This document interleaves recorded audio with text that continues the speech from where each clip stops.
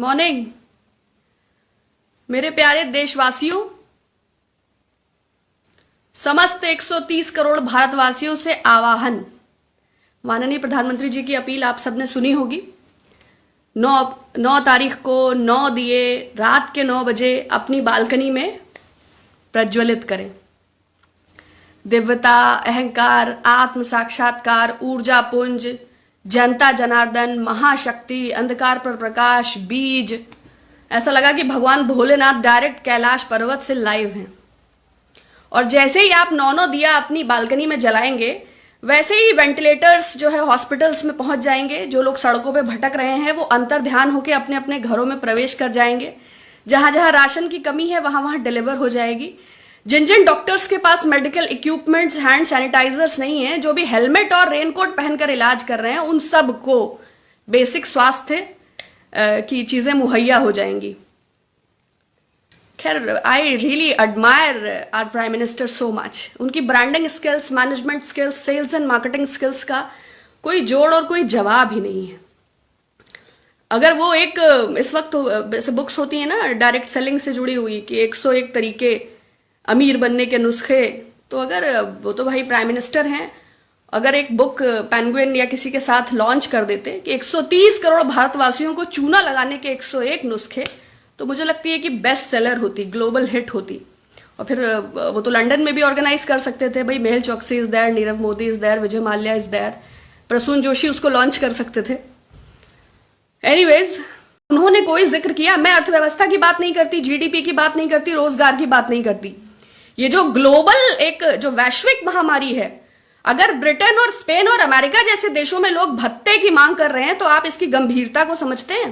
पूरी मानव जाति संकट में है, तो इसकी गंभीरता को समझिए। और स्पेन की राजकुमारी की डेथ हो गई, अगर प्रिंस चार्ल्स को हो गया ना, अगर इंग्लैंड के प्राइम मिनिस्टर इन्फेक्टेड हैं, तो इसकी गंभीरता को समझिए। तो प्रधानमंत्री जी लघु कथाएं सुनाएं या श्लोक सुनाएं, भाषण दें, और उनके आवाहन पर यदि लोग, हो सकता है अभी तो लॉकडाउन के काफी समय बाकी है, 15 तारीख तक वो 2 बार और संबोधित करें कि भाइयों और बहनों, प्रिय देशवासियों, यद्यपि मुझे 31% लोगों ने वोट दिया था, किंतु मैं 130 करोड़ भारतवासियों से आह्वान करता हूं कि जनता के हितों की अपनी अपनी बालकनी में उल्टा लटक जाएं।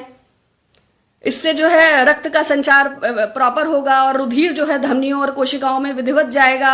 इससे आप तमाम प्रकार के संक्रमण से तो मुमकिन है कि ढेर सारे लोग अपनी बालकनी में उल्टा लटके हुए दिखाई दें। कल आपने बबीता फोगट का ट्वीट देखा कि आपके देशों में चमगादड़ से फैल रहा हो, हमारे देश में तो आई कांट स्पीक इवन। वो एक इंटरनेशनल प्लेयर हैं, वो कंट्री को रिप्रेजेंट करती हैं, वो कितने लोगों के लिए प्रेरणा स्रोत हैं, और अपनी official blue tick verified time line पर एक स्पेसिफिक कम्युनिटी को टारगेट करते हुए उनका ट्वीट क्या संदेश देता है। और बबीता फोगाट को छोड़िए, वो हरियाणा में अगर उनको थोड़ी सी भी बुद्धि है तो उनको चाहिए कि जो उनके डॉक्टर्स रेनकोट और हेलमेट पहन के इलाज कर रहे हैं, वहां हैंड सैनिटाइजर्स बांटे हैं तो खट्टर साहब का फोटो लगा हुआ है, तो बबीता फोगाट जी ही वहां कुछ सैनिटाइजर्स डिस्ट्रीब्यूट कर दें। सिर्फ ये टाइमलाइन पे कमेंट करने से तो नहीं होता है। और उनको छोड़िए, जब अभी जनता कर्फ्यू का आह्वान हुआ तो महानायक अमिताभ बच्चन ने क्या ट्वीट किया कि भाई उत्तरा भाद्रपद नक्षत्र में चंद्रमा रेवती नक्षत्र में एंटर कर रहा है। कि अगर पड़ोस के पंडित जी से भी पूछ लेते तो पता होता कि ये पूरी तरह फर्जी है। चंद्रमा उस दिन रेवती नक्षत्र में एंटर कर रहा था। उसके बाद हालांकि उन्होंने वो ट्वीट डिलीट कर दिया, लेकिन नहीं, आप थालियां फोड़िए, आप आलोचना का कोई विषय नहीं है, but at least we should be genuine. बचपन में सुनते थे ना पंचतंत्र टेल्स या लघु कथाएं या लोक कथाएं, तो ये मोदी जी की लोक कथाएं हैं या फेक कथाएं हैं? एटलीस्ट हमें एक कॉन्स्टिट्यूशनल कंट्री, एक डेमोक्रेटिक सेटअप में होने के नाते क्वेश्चन करने का तो अधिकार है ना। आप इसको बिल्कुल आलोचना ग्रहण ना करें। ये हो सकता है कि मेरा विकार हो, लेकिन ये मात्र व्यंग है, क्योंकि मैं सहमत नहीं हूं। विवेकपूर्ण फैसले का समर्थन नहीं करती।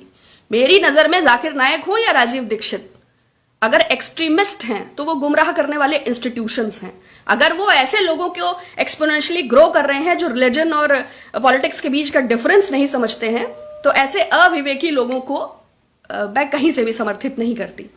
पूरा सहयोग करना चाहिए, शासन का, प्रशासन का, स्वास्थ्य कर्मियों का पूरा सहयोग। मुझे लगा था प्रधानमंत्री जी माफी मांगेंगे कि जो उनके चलते अव्यवस्था और अराजकता उत्पन्न हुई।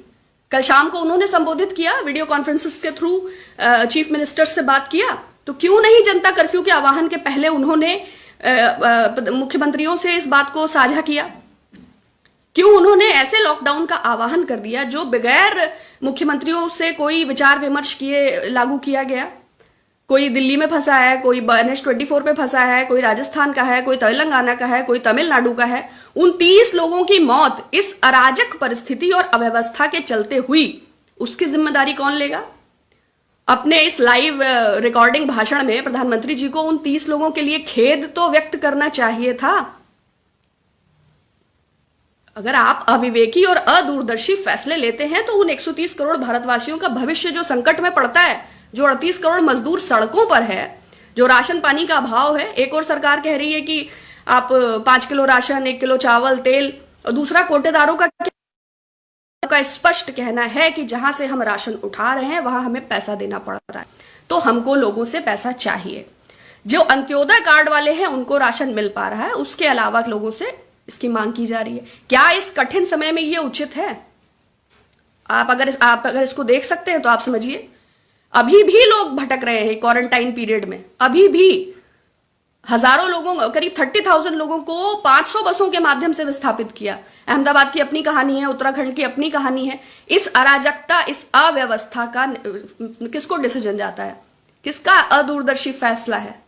भाई प्राइम मिनिस्टर हो या प्रेसिडेंट हो, हम एक सेटअप में है ना। राज्यसभा है, लोकसभा है, बहुत बड़ी मशीनरी है, डीएम है, एसडीएम है, आईपीएस है। Why? What is the reason behind? For a common discussion.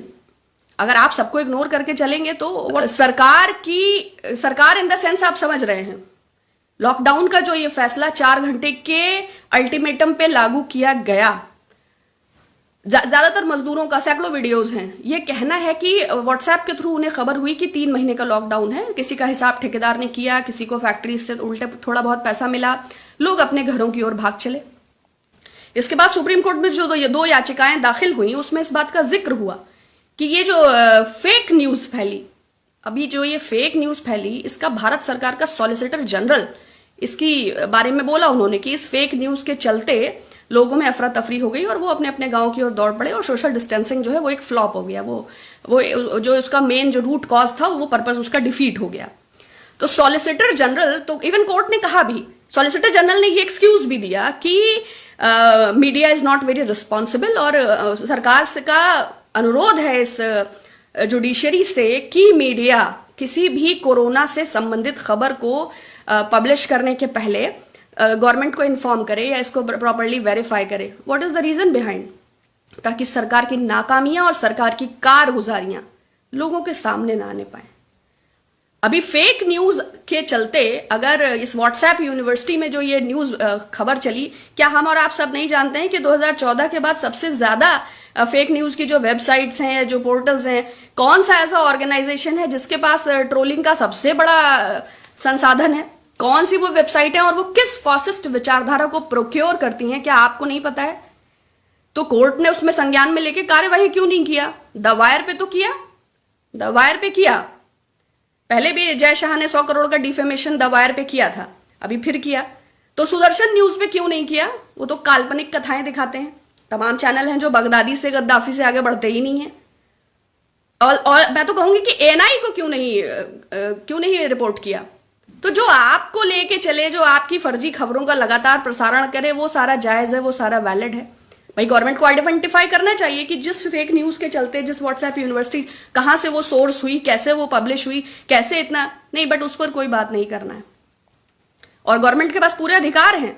IPC की धारा 188 के तहत, जो ये नेशनल डिजास्टर अधिनियम 2005, इसके तहत उसके पास पूरे अधिकार हैं कि वो इस अराजकता के लिए जिम्मेवार उस व्हाट्सएप को सोर्स आउट करके उस पर कार्यवाही करने का पूरा अधिकार है।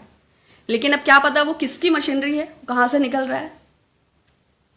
तो बबीता फोगट का ट्वीट हो या अमिताभ बच्चन साहब का ट्वीट हो, सबको ताली बजाना है, सबको थाली बजाना है। कोई फिल्म से जुड़ी हस्तियां हैं, कोई, लेकिन मानवीयता का ध्यान रखें। हुआ, यू नो वेरी वेल, ये मशीनरी किसका एकाधिकार है? किसकी मशीनरी है? ये फेक न्यूज का जनरेशन कहां से है? आरएसएस की विचारधारा को मैं अभी कुछ नहीं कहूंगी, क्योंकि बहुत तमाम संघ विचारकों से मेरी डिबेट्स में मुलाकात होती थी, तो वो बताते हैं कि संघ एक साहित्यिक, सामाजिक और सांस्कृतिक संगठन है संघ ने कभी राजनीति नहीं की, वो वॉलंटियर है। अब ये बात विरोधाभासी है कि संघ ने कभी राजनीति नहीं की, लेकिन देश के सर्वोच्च प्रमुख पदों पर, वो चाहे प्रधानमंत्री हो, चाहे वो राष्ट्रपति हो, चाहे वो उपराष्ट्रपति हो, चाहे वो तमाम सारे मुख्यमंत्री हो, संघ की विचारधारा के लोग ही हैं। हाँ, hello. UP government to implement and stabilise solutions regarding ongoing crisis, kindly talk about the creating pressure. देखिए, रामलला को स्थापित करने के लिए से संबंधित लॉकडाउन पीरियड के दौरान जो योगी जी ने खुद आचार संहिता था, तब भी वो हनुमान लला के दर्शन करके उन्होंने, तो नियमों को फॉलो करना और नियमों को तोड़ना, उत्तर प्रदेश ये वही है जहां अपने मुकदमे खुद माफ किए जाते हैं। ये वही उत्तर प्रदेश है जहां मुन्ना बजरंगी और सुनील राठी का गैंगवार हुआ था। लेकिन ये वक्त नहीं है। दुनिया के हालात को देखते हुए मैंने कहा ना, अगर ऐसे विकसित देश भत्ते की मांग कर रहे हैं, अमेरिका में बेरोजगारी 2 गुना हो गई है, और हमारे देश का रोजगार तो आपको पता ही है। यद्यपि कोरोना है, मगर आप भूल नहीं सकते ना शिक्षा मित्रों को, ना निदेशकों को, ना बीएड धारकों को, ना टीईटी भर्ती को आप भूल नहीं सकते ना आशा बहुओं को, ना रसोइयों को आप भूल नहीं सकते ना, जो स्वास्थ्य कर्मियों की भर्ती हो, जो तमाम इधर पर्चे आउट हुए। तो व्यवस्था, fake news are spread by bhakts and BJP IT cell and who will take action, it's understood. देखिए, भक्ति करनी है, कोई बुराई नहीं है, ईश्वर की करिए जो परम सत्ता है, जो सर्वशक्तिमान है। किंतु आप किसी को कलयुग का अवतार समझ लें कि वही अखंड कोटि ब्रह्मांड नायक है, तो मैं ऐसी भक्ति को गलत समझती हूँ। आदमी को देखना चाहिए कि अपने विवेक का इस्तेमाल करना चाहिए, कोई भी हो। डेली जो है ईश्वर के सम्मुख दीप प्रज्वलित करते हैं। किसी व्यक्ति विशेष को मैं अपने जीवन में इतनी महत्ता नहीं देती कि जो उसके बिना विवेक के मैं कोई फैसला करूं। मैंने कहा ना, मैं प्रतिदिन ईश्वर के सम्मुख दीप जलाती हूँ, प्रातः काल में भी और गोधूली की बेला में भी, और मेरा सारा समर्पण ईश्वर के प्रति है। किसी व्यक्ति को मैं ईश्वर की संज्ञा दूं और उसे इतना महान बता दूं कि मैं खुद के विवेक पर मुझे संशय उत्पन्न हो, तो ऐसी उसका मैं पालन नहीं। जलाने से क्या होगा, मैंने अभी बताया ना, वेंटिलेटर पहुंच जाएंगे, सैनिटाइजर्स मिल जाएंगे। जो 5 किलो के आटे के पैकेट हैं जिसमें नरेंद्र मोदी जी का फोटो है, उसमें आटा स्वतः 15 किलो हो जाएगा। जितने माइक्रो स्केल मीडियम एंटरप्राइजेस हैं, उन सबका जो तलवार लटकी है वो सही हो जाएगी, सबकी ईएमआई पे हो जाएगी, सबके रेंट्स माफ हो जाएंगे, जीडीपी बूस्ट कर जाएगी। 5, आप सबका बहुत शुक्रिया। आप सबकी वेल बीइंग की मैं कामना करती हूँ। Stay happy, stay healthy, stay blessed, stay protective. अपना अपना ख्याल रखिए, विवेक का इस्तेमाल कीजिए, और जल्द हम सब इस आपदा से मुक्त हों, ऐसी मेरी ईश्वर से प्रार्थना।